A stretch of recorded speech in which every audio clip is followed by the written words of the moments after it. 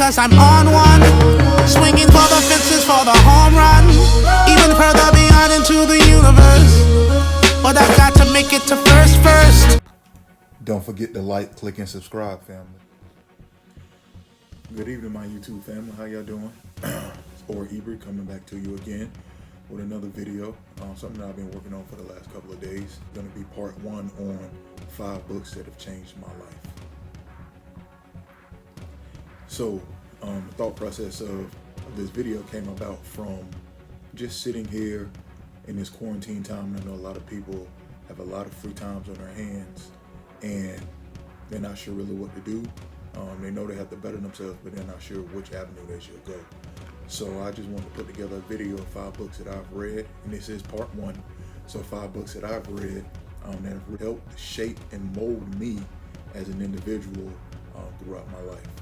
So I can say I kind of started on my journey is coming to self-enlightenment around the age of, say, 22, 23. So probably about 7 years ago or so, 7, 8 years ago. And so these books that I put together, I've read many books, but these books are the main ones that first came to my mind when I thought about the title of this video. So I just want to get into, a little bit of a description of these books and the things that I learned from the books and a little summary of the books. So the first book that I'm going to introduce to you all is called The Richest Man in Babylon. So basically the summary of this book is how to gain wealth in life. The overview of the book is basically you want to save 10% of everything you earn and do not confuse your necessary expenses with your desires. Work hard to improve your skills and ensure future income because wealth is the result of a reliable income stream. You cannot arrive at the fullest measure of success until you crush the spirit of procrastination within you. So in this book, there are basically a few premises. So the first one is what they call 7 cures for a lean purse, or basically 7 ways to stave off being poor. And then the second list of things are the 5 laws of gold, or basically the 5 laws of money. So when it comes to the 7 cures for a lean purse, the first cure is start your purse to fattening. So basically, the first thing you want to do when you're on your road to becoming financially successful is you want to start saving. The second one is control your expenditures. So basically, you want to control the things in which you're spending your money on. The third cure is make your gold multiply. So you want to find ways on how you can allow your money to multiply itself, because we know the fastest way to grow money is with compound. So you got to figure out how can you make your money grow itself. The fourth cure is you want to guard your treasures from loss. So as you're beginning to save up your money, as you're beginning to grow your money and allow your money to multiply, you want to figure out how can I protect it from being lost? How can I stop from losing it? The fifth cure is make your dwelling or your house a profitable investment. So wherever you're living at, your home, you want to make sure that home is an investment. Sometimes you have a lot of people who are living in a terrible mortgage loan. They're upside down in their mortgage loan. So you want to make sure that the home that you're staying in is a financial profitable investment. The sixth cure is ensure future income. So everything that you're doing, you want to make sure that you're able to produce something in the future. This is why when you're going back up to one of the earlier cures, which is to make your gold multiply, which is the third cure, you want to make sure that you have money coming in, and then you want to make sure that you have a future income later on down the line. So some of us work in construction, some of us work in different avenues that break our body down. So that works fine when you're 20, 30, 40 years old, but when you're 50, 60, 70, 80, you're not going to be able to earn money like that any longer. So you have to figure out how can I produce money in the future, not just right now. And then the seventh cure is increase your ability to earn. So whatever it is that you're doing, increase your ability to do those things. So you want to learn, you want to teach yourself different skills, learn different skills, so that way you always have the ability to increase the amount of money that you're earning beyond what it is that you know now. In addition to those 7 principles, the 7 cures, he also had 5 laws of gold. So the first law of gold is, the first law of gold is you will gain it if you are putting aside at least 1/10 of your earnings for your future and for your family. The second law of gold is gold labors diligently and contently for the wise owner who finds profitable employment for it. Multiply even as the flocks of the field. So basically, if you are putting your money to work, your money is going to consistently grow little by little, piece by piece. The third law of gold is gold clings to the protection of the cautious owner who invested under the advice of men wise in its handling. So based off of this, when I was reading the book, allow the expert to be the expert. So one of the stories that was given in this book was how he had a friend come to him. The main character of the book had a friend come to him and say, "Hey, I know some guys that'll be able to take your money and get you some rare gems, some rubies and whatnot, and we'll be able to sell them and make our money." So this individual, the main character of the book, took his monies that he had earned and he had given it to the friend to then go get these jewels or these rubies or whatever they were. So when he got the jewels and the rubies, the guy came back and he opened up the bag. All it was colorful pieces of glass. So the main lesson on that story was allow the professionals to be the professionals. His friend was not a professional ruby or was not a professional gem expert, so he was able to be bamboozled. His friend was able to be bamboozled. That caused him to lose his money. So that's why it's important to let the experts be the experts. And like the third law of gold states, it clings to the protection of the cautious owner who invests under the advice of wise man in its handling.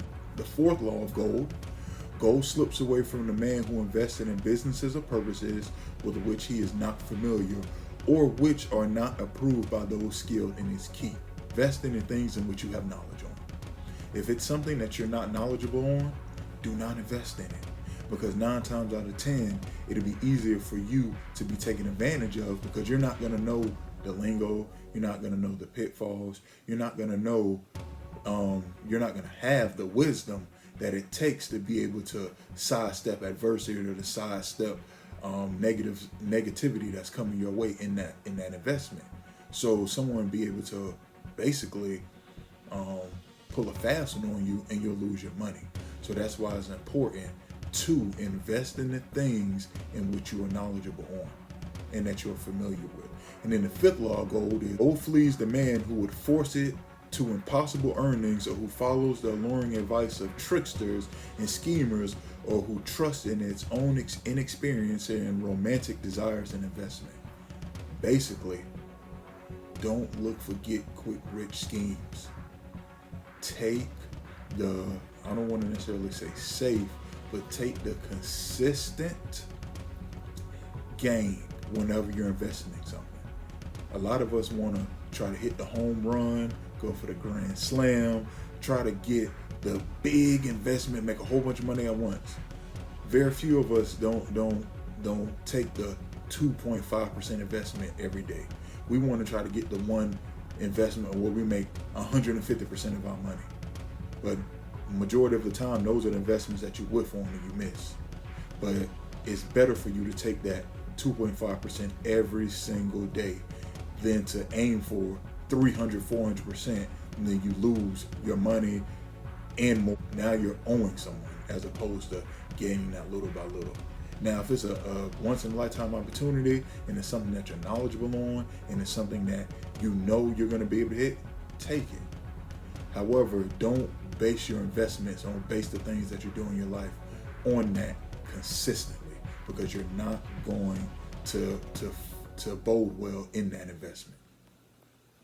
So that was the first book that I wanted to suggest to y'all, The Richest Man in Babylon. The second book here that we have is The 4-Hour Work Week. Basically, the summary of the 4-Hour Work Week, the author Tim Ferriss, he calls the new age of individuals who are investing in the workforce, he called them NR, which is a reference to the new rich. And basically is, you don't need to be rich to live like the rich. Working a job you don't like is wasting your life.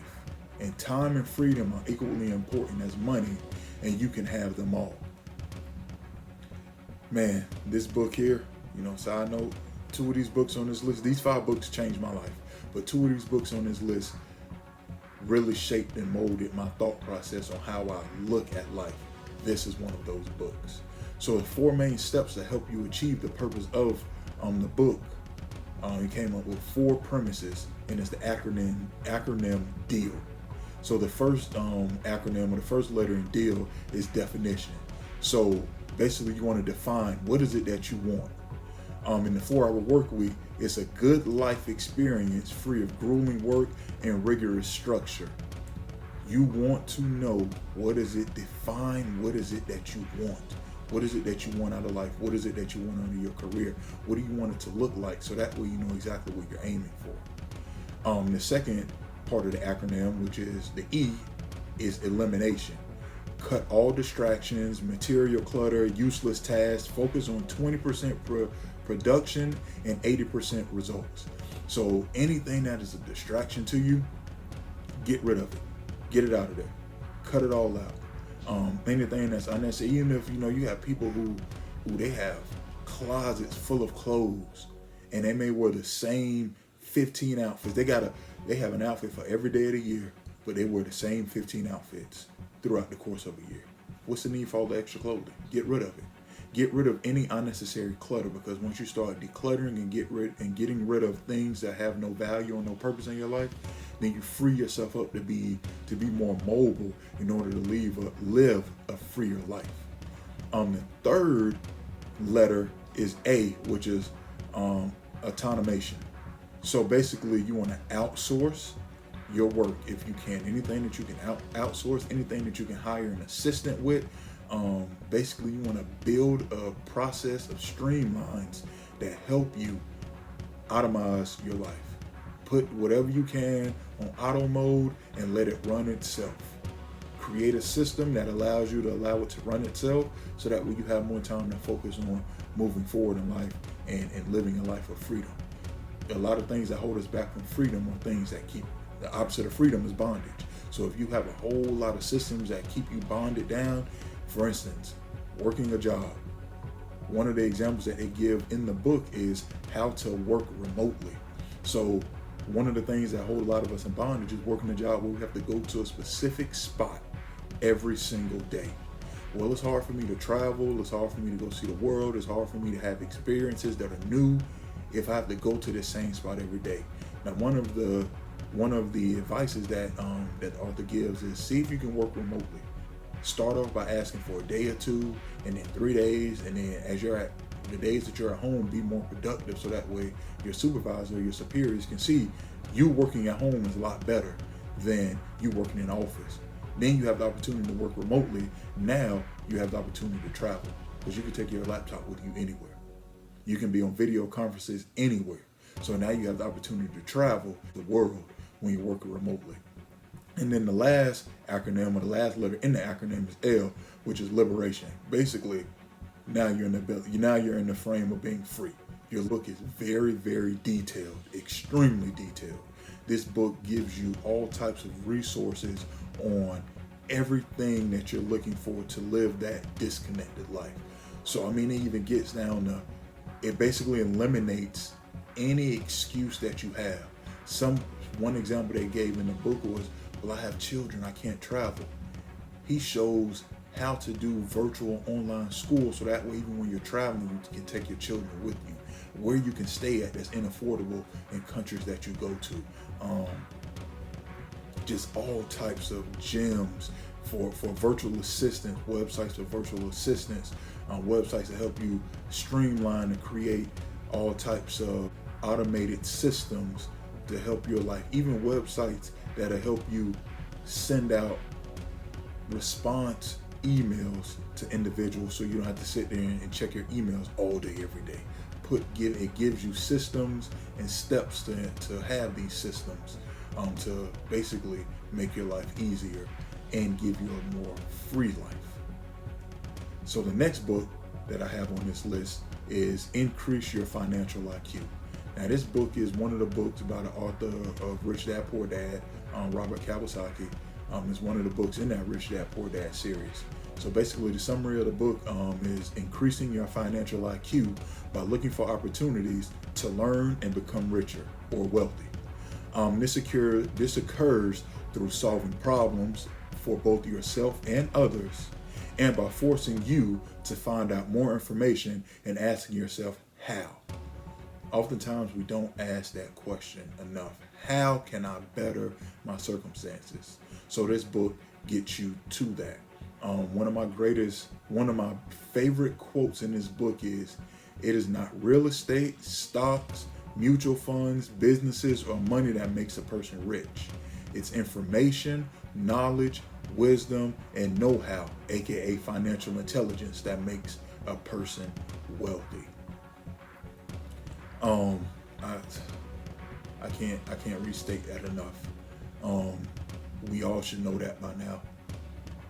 It's not about what you have, it's about what you know. And the more you know, and the more you apply what you know, the greater you'll be able to have abundance. So we know that because you have many people who win the lottery, you have many people who find money, you have many people who get left inheritance, and because they were not prepared for that intellectually, they lose it, they squander it, they blow it, and they're back being broke again. So it is the information of knowledge, wisdom, and know-how that actually gets you wealthy, not money itself. Another quote that he has here that I like from the book was, "Many people fail to acquire wealth because they want money without the work. What many people do not realize is that it's the process that makes them rich, not the money.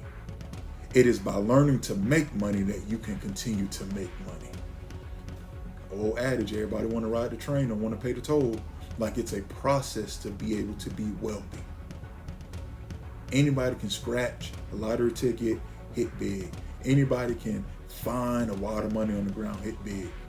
But to be truly wealthy, you have to create a system that allows you to be consistent and build wealth slowly over time. It's not a get rich quick scheme. Anything that comes easy goes easy.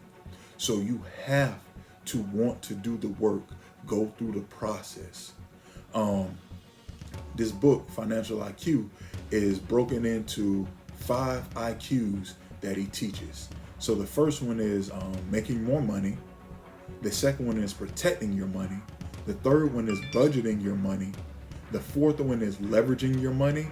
And the fifth one is improving your financial information. That last one is very important.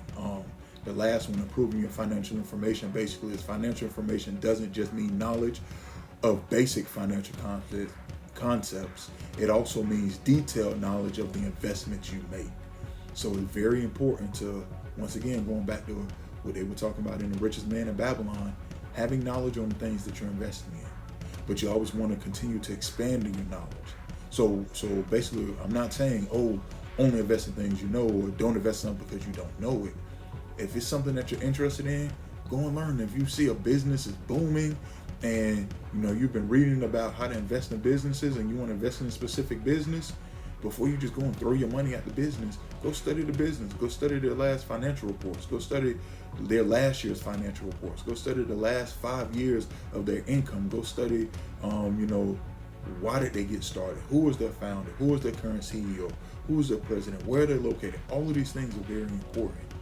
How much access to capital do they have? These are the things that are important, because if you don't know these things about a business, you're not going to know where the business is going or where it's headed.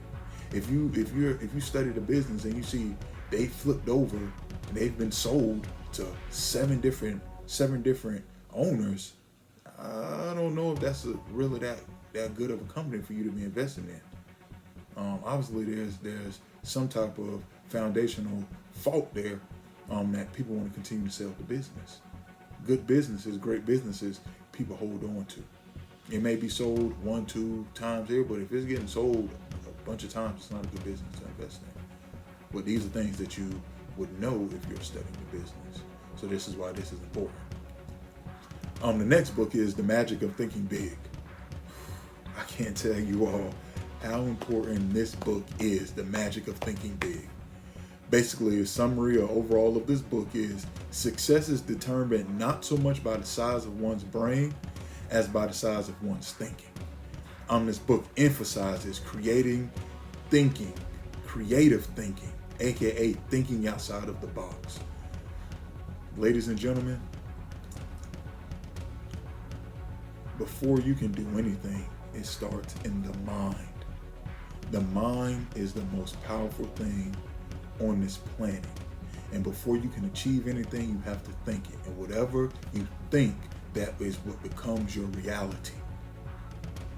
This book, like I stated, emphasizes creative thinking because nothing is just laid out in front of us. Nothing is in a box. Like you have to think outside of the box. Like if it was so easy for everyone to become wealthy, if it was so easy, everybody would do it. Everyone would have wealth. We wouldn't have poor people. We wouldn't have poverty. We wouldn't have homelessness. We wouldn't have any negativity if it was so easy. But the reason why it's not easy is because very few people have overcome and have been able to defeat the mind. That's the most important thing. Success is determined by what you think. So, in the book, it breaks down into 6 practical sections. The first section is how to defeat disbelief and negative power and the negative power it creates.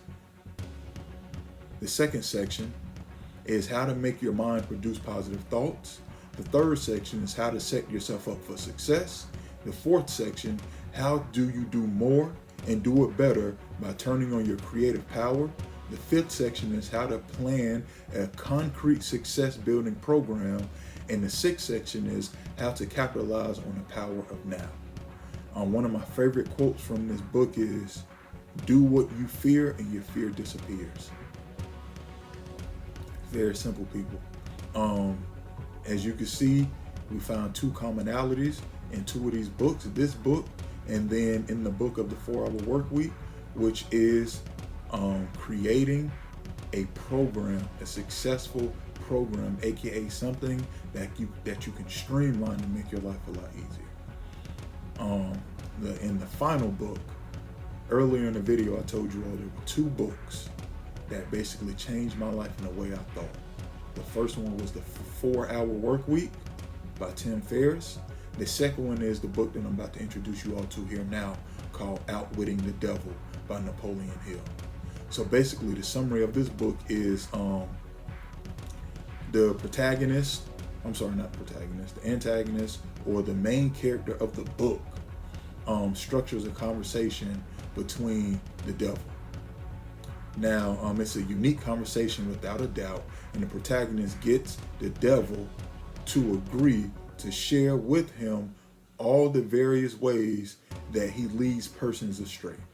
Rather than lecturing the reader on the right way to behave, the author basically highlights all these things on that what causes us to be distracted that the devil puts out there. So there are 7 principles that this book is based off of.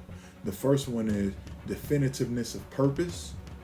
Number 2 is mastery over self. Number 3 is learning from adversity. Number 4 is controlling the environmental influence. Number 5 is time. Number 6 is harmony. And number 7 is caution.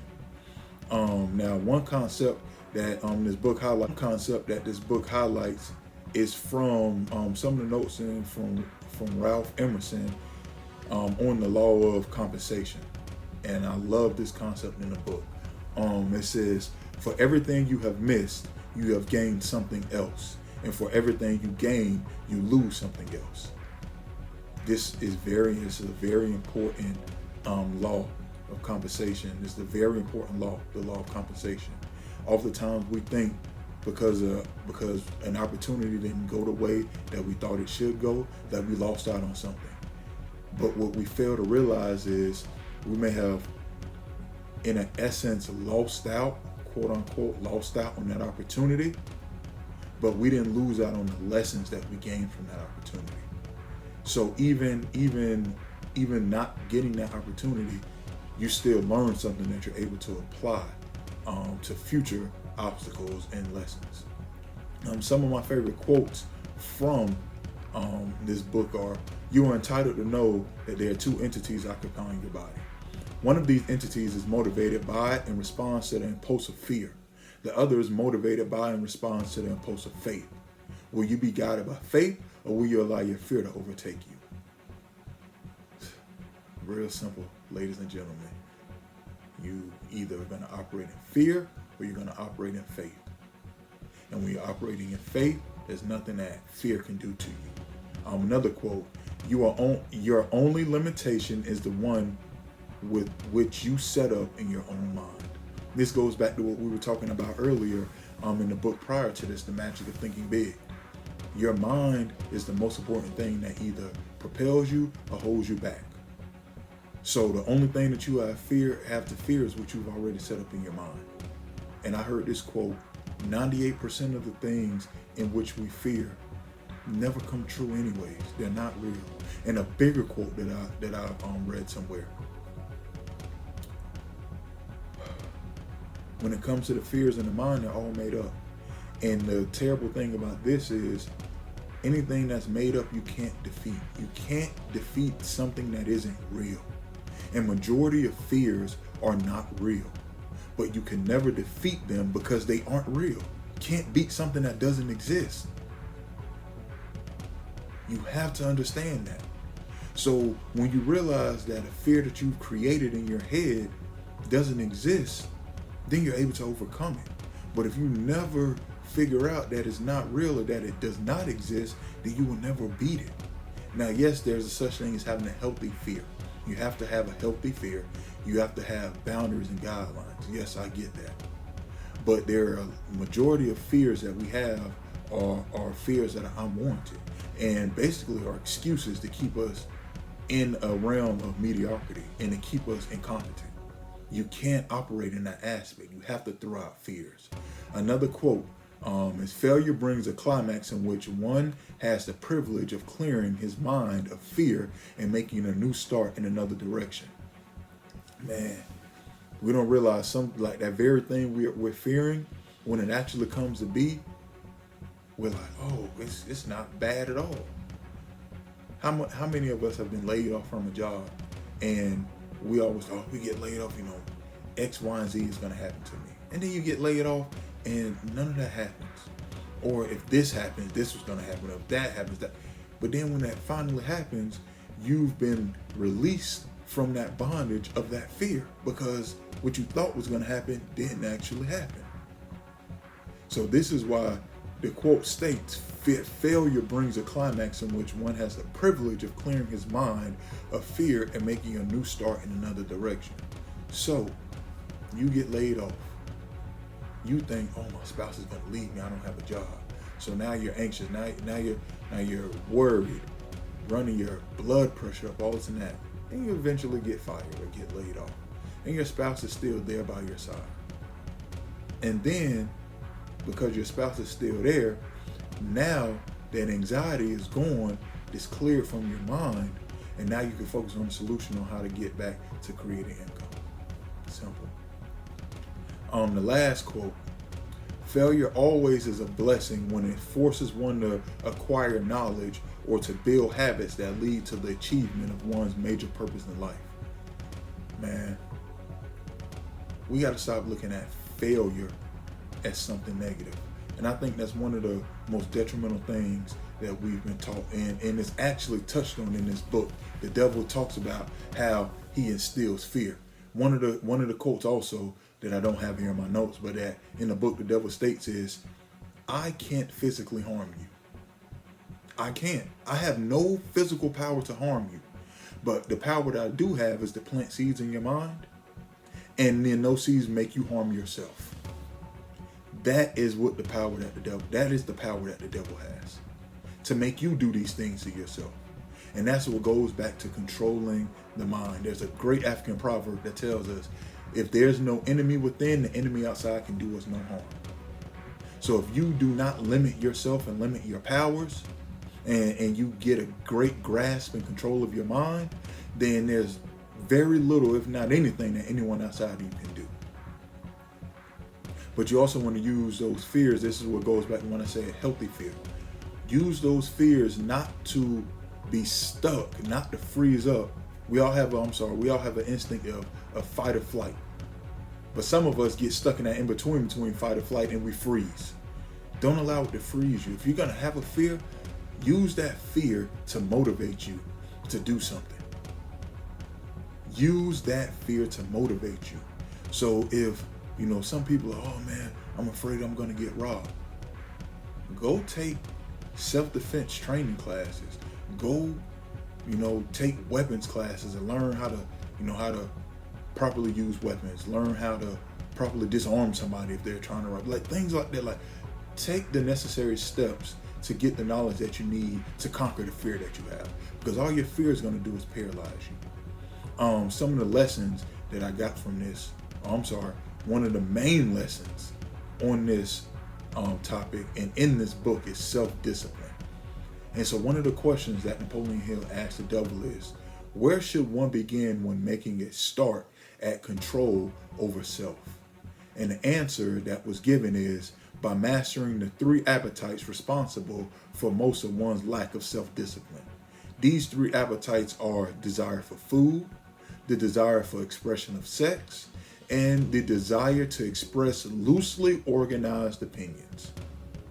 So if you're able to control these things and get a great grasp over these things, then it is a lot easier for you to be able to control and control yourself and have self-discipline.